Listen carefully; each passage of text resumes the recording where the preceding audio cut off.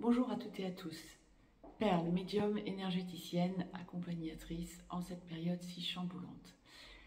Je reviens vers vous pour la capsule dédiée à la nouvelle lune du 29 janvier 2025 qui sera effective à 12h37 temps universel, 13h37 temps universel plus 1 heure en Europe centrale par exemple, en heure d'hiver, retrancher ou ajouter des heures en fonction du fuseau horaire dans lequel vous vous trouvez.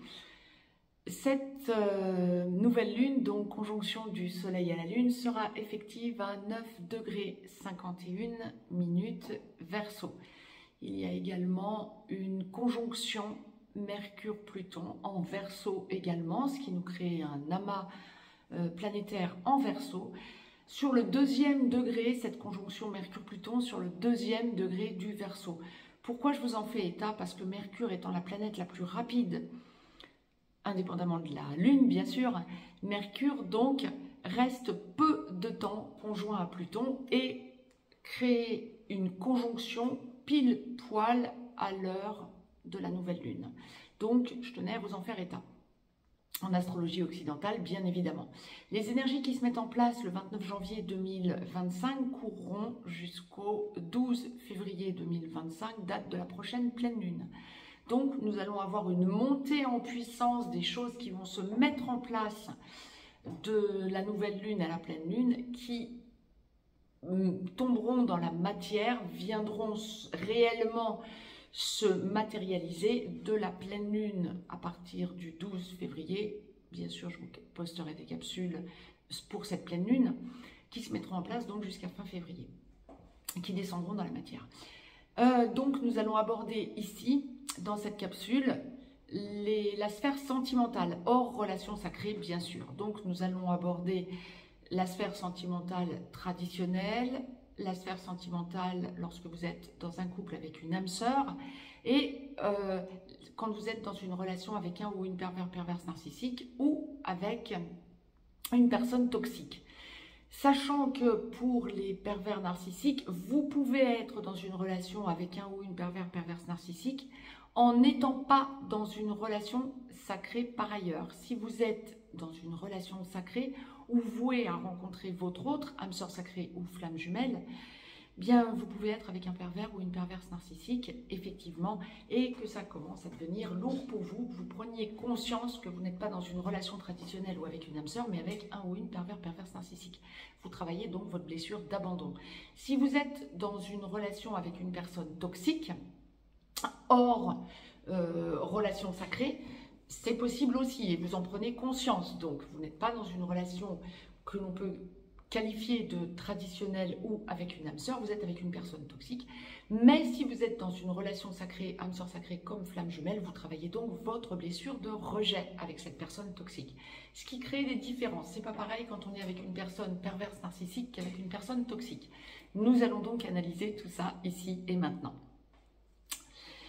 Globalement, lorsque vous êtes dans une de ces catégories de relations, vous allez sentir que des choses que vous avez perçues par le passé remontent. Donc, ok. Si vous êtes dans une relation traditionnelle ou dans une relation d'âme sœur, ce que vous allez vivre durant cette petite quinzaine du 29 janvier au 12 février, ça va être que votre autre veut vous parler, la personne avec laquelle vous êtes en relation, que vous viviez avec ou non, veut vous parler, et vous restez un petit peu dans votre bulle. Ça ne résonne pas pour vous, à telle enseigne que vous allez ressentir ce besoin, soit d'aller au dialogue à un moment donné, parce que cette personne, votre autre, avec qui vous êtes en relation, perd ses repères, donc vous êtes dans l'échange, soit vous allez en avoir tellement marre que vous allez même penser à dire stop et à dire là c'est trop lourd pour moi. Je ne vous dis pas que vous allez vous disputer si vous êtes dans une relation traditionnelle ou avec une âme sœur, mais il y a cette idée de je n'entre pas dans ce discours, dans cette discussion, ça ne me convient pas. Vous allez ressentir que votre autre vous sollicite plus et ça va vous mettre à mal. Ça peut être par exemple que si vous avez des enfants avec votre autre, vous allez ressentir que votre autre veut vous imposer son point de vue, ça ne correspond pas à votre point de vue, et vous allez dire stop, vous allez vous enfermer dans votre bulle et dire moi ça ne me convient pas ce que tu me dis.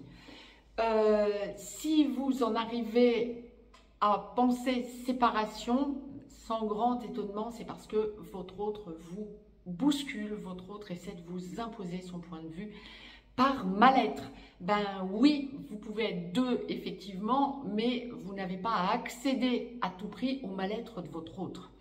Donc, il va y avoir une distanciation, un désaccord, qui, encore une fois, je ne vois pas nécessairement de clash, hein, mais c'est pas le clash que l'on envoie, mais il y a une espèce de besoin pour vous de rester dans votre bulle.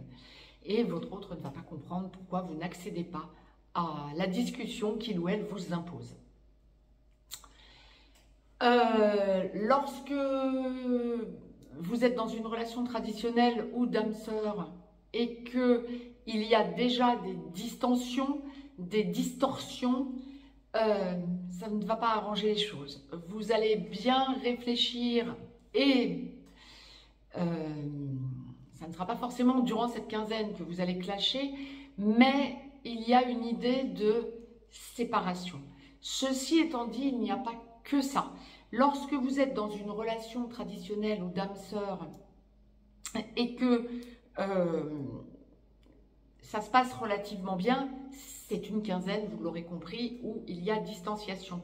Mais ça peut aussi vous permettre, et là vous allez mettre un frein, si vous devez vous engager avec cette personne, vivre avec cette personne, et que tout se passait bien, vous allez voir des distorsions entre vous, vous allez constater des différences de point de vue, des différences d'opinion qui vont vous faire vous enfermer dans votre bulle et demander un temps, une période de réflexion en quelque sorte avant de vous positionner.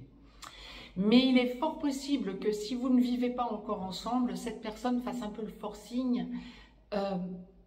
pour s'engager avec vous et vous n'y êtes pas prêt, pas prête. Donc, prenez du temps pour vous pour réfléchir à cette proposition. Lorsque vous êtes célibataire, nous sommes dans une période de réflexion de votre côté. Vous êtes face à une personne qui va vous montrer de l'intérêt et qui va faire le forcing pour avancer plus vite que ce que vous souhaitez. Cette personne va vous montrer qu'elle perd ses repères en quelque sorte, qu'elle veut s'engager avec vous alors que vous y allez plus lentement. Imposez votre point de vue et allez lentement, pas à pas. À chaque jour suffit sa peine. C'est souvent ce que je vais dire. Lorsque vous êtes célibataire et que vous n'avez personne en vue, il pourrait y avoir quelqu'un de votre passé qui revienne vers vous. Non, vous n'êtes pas d'accord. Je vous le dis cash, non, vous n'êtes pas d'accord. Par contre, si vous avez l'opportunité d'avoir quelqu'un d'autre qui s'intéresse à vous également, on ne me montre pas forcément un choix de votre côté. Je viens après à ce que l'on me dit, lorsque c'est quelqu'un du passé qui revient. Mais si vous sentez que vous avez quelqu'un d'autre qui s'intéresse à vous, bien, vous allez regarder ailleurs et vous dire « Oh là, j'avance progressivement ». Pourquoi? Parce que cette personne du passé qui revient vers vous a fait un autre choix par le passé et vous montre un intérêt. Ouais, ça peut vous caler et vous dire « Ah elle s'est trompée, cette personne, effectivement, que ce soit un homme ou une femme, elle s'est trompée, elle revient vers moi. » Ça peut vous faire plaisir, ça peut un peu flatter votre ego, mais vous allez surtout sentir que... comment je vous dirais, que vous n'avez pas été le premier choix dans un premier temps, c'est trop tard. Donc vous mettez une espèce de veto. Je t'observe, je t'écoute, mais je n'adhère pas. Ça va être ce que vous allez ressentir. Maintenant, si vous êtes célibataire et que personne ne revient de votre passé, il y a toutes les chances effectivement que durant cette quinzaine, vous rencontriez quelqu'un. Et que ça vous valorise. que ça vous permette de faire un point sur votre vie sentimentale jusque-là. Mais pour autant, bien, vous allez y aller pas à pas. Et cette personne voudra de toute façon précipiter les choses. Vous montrerez que bien, vous voulez y aller pas à pas. Lorsque vous êtes dans une relation avec un ou une perverse narcissique et que vous vivez encore avec cette personne ou qu'elle a encore un impact sur vous, vous allez vous rendre compte qu'elle, c'est ce qu'on appelle la lune de miel, hein. Vous allez vous rendre compte qu'elle essaie de vous recapter en quelque sorte ou de vous faire adhérer à sa façon de faire en estimant que vous avez vécu suffisamment de choses par le passé pour que vous lui montriez que vous avez encore, que vous êtes encore perméable à ses attentes, à son retour, etc. Non, vous n'y êtes plus. Il y a une idée de c'était cassé, ça reste cassé. Et vous restez sur vous campez sur vos positions. Vous avez raison, vous vous protégez. On ne revient pas avec une personne perverse narcissique quand on a réussi à s'en sortir. Et c'est ce que vous allez réfléchir et penser, être, et là où vous en êtes, durant cette quinzaine, entre le 29 janvier et le 12 février. C'est très bien, vous êtes sorti des serres de cette personne, bien, vaut mieux être seul que mal accompagné, effectivement. Ça, c'est typiquement blessure d'abandon, en effet, effectivement. Lorsque vous êtes en procédure avec un ex, une ex qui était perverse, narcissique, attendez-vous effectivement à vivre à plein durant cette quinzaine, entre le 29 janvier et le 12 février, une tentative de retour de cette personne qui va se rendre compte que vous êtes donc dans une procédure juridique, qu'il y ait des enfants au milieu ou pas, cette personne est en train de perdre face à vous et donc essaie de revenir vers vous. Bien, ce sera non. Je ne vous vois pas du tout accepter ce genre de retour durant cette quinzaine. Alors ça va vous faire réfléchir, ça va vous faire penser à votre passé avec cette personne, mais vous êtes dans des énergies positives d'indépendance ou en tout cas de non-retour vers cette personne. Vous pouvez aussi avoir quelqu'un d'autre dans votre vie, ce qui vous permet effectivement de mettre le holà quant à un retour de cette personne perverse narcissique auprès de vous. Lorsque vous êtes dans une relation toxique, là c'est pour la blessure de rejet ou pour, si vous êtes dans une relation avec une personne toxique alors que vous n'êtes pas dans une relation sacrée à côté, il y a une idée. Alors si vous vivez avec cette personne encore et que vous avez identifié le fait que ce soit une personne toxique, vous ne reviendrez pas sur sa toxicité durant cette quinzaine. Vous savez que c'est une personne toxique pour vous, vous restez éloigné de cette personne ou en tout cas dans une logique d'enfermement sur vos certitudes. Mais la source envoyait, si vous vivez encore avec cette personne, bien c'est une personne qui va essayer d'enclencher une discussion, un dialogue avec vous différent. Et vous allez vous rendre compte que c'est une personne qui essaie de vous montrer qu'elle a changé. Elle voit que vous êtes dans une logique de séparation et donc essaie de vous prouver qu'elle a changé. Ça ne fonctionnera pas. Vous êtes fermement décidé, vous campez là encore sur vos positions, vous êtes fermement décidé à vous en séparer. Alors la séparation ne se fera peut-être pas avant le 12 février, mais vous savez ce que vous vibrez et il n'y a plus d'écho face à cette personne. Lorsque vous êtes séparé d'une personne toxique et qu'elle essaie de... Et donc, si vous en êtes séparé, il y a des chances, alors je ne dis pas toutes les chances, hein, mais il y a des chances que cette personne essaie de se manifester durant cette quinzaine, entre le 29 janvier et le 12 février 2025. Vous avez rompu, vous avez cassé, vous vous en êtes éloigné. Elle aura beau essayer de vous prouver qu'elle a changé, ça ne changera rien à votre certitude en quelque sorte. Non, nous n'avons plus rien à faire ensemble. Et vous resterez fermement axé sur votre certitude d'avoir eu raison de vous en séparer. Mais vous pouvez vous attendre effectivement à ce que cette personne essaie de revenir près de vous, espérant que vous puissiez encore accéder à une acceptation de l'écouter, je dirais. Ah oui, vous pouvez l'écouter effectivement, mais vous vous rendrez compte qu'il n'y a que des divergences et ça vous mettra dans une logique de rupture définitive et d'éloignement définitif. C'est très bien parce que ça signifie clairement que vous soyez encore impacté par un ou une perverse narcissique ou que vous soyez impacté par une personne toxique. Dans les deux cas, vous avez évolué, vous avez franchi des caps et vous ne voyez qu'une chose, les divergences plutôt que les convergences. Et c'est parfait. Il y a vraiment une idée d'analyse quant à votre passé, quand vous êtes encore impacté par un ou une perverse narcissique ou par une personne toxique. Il y a une auto-analyse que vous avez faite de votre passé avec cette personne, mais même vous seul, qui vous permet effectivement aujourd'hui de réaliser combien vous avez cheminé. Et c'est très très bien. Nous sommes soutenus par des énergies supérieures, hein. Nous avons des réengrammages permanents en ce moment et effectivement, il y a cette idée de j'ai changé, cette personne n'a pas changé, elle essaie de me faire voir quelque chose qui ne résonne pas en moi parce que je sais qu'elle n'en est pas là, ça ne fonctionne pas. Maintenant, si vous avez été avec une personne perverse narcissique ou avec une personne toxique et que c'est votre passé, vous faites votre auto-analyse durant cette quinzaine, entre le 29 janvier et le 12 février.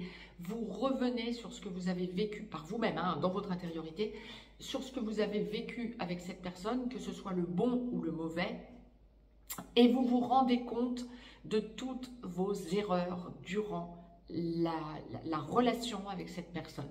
Et c'est parfait parce que vous vous en sentez grandi.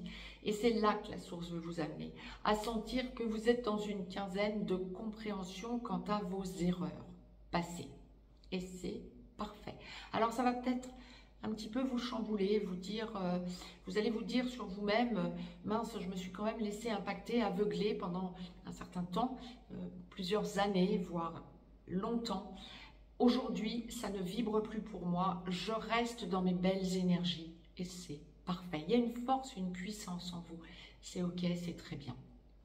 J'ai fait le tour des possibilités que la source nous envoyait et me demandait de partager avec vous. Prenez ce qui vous convient, bien sûr, comme chose que vous vivez, comme relation que vous vivez en ce moment. Quant à moi, je vous souhaite une très très belle nouvelle lune, tellement évolutive. N'hésitez pas à écouter la capsule dédiée à la sphère générale, à la sphère mondiale. Ça va chahuter. Je vous embrasse et je vous dis à tout vite sur cette chaîne en clair Perle Voyance ou sur les chaînes privées sur lesquelles je vous en dis beaucoup plus, voire où je vous accompagne pour vous permettre d'évoluer. Je vous embrasse et je vous souhaite une très très belle nouvelle lune à toutes et à tous.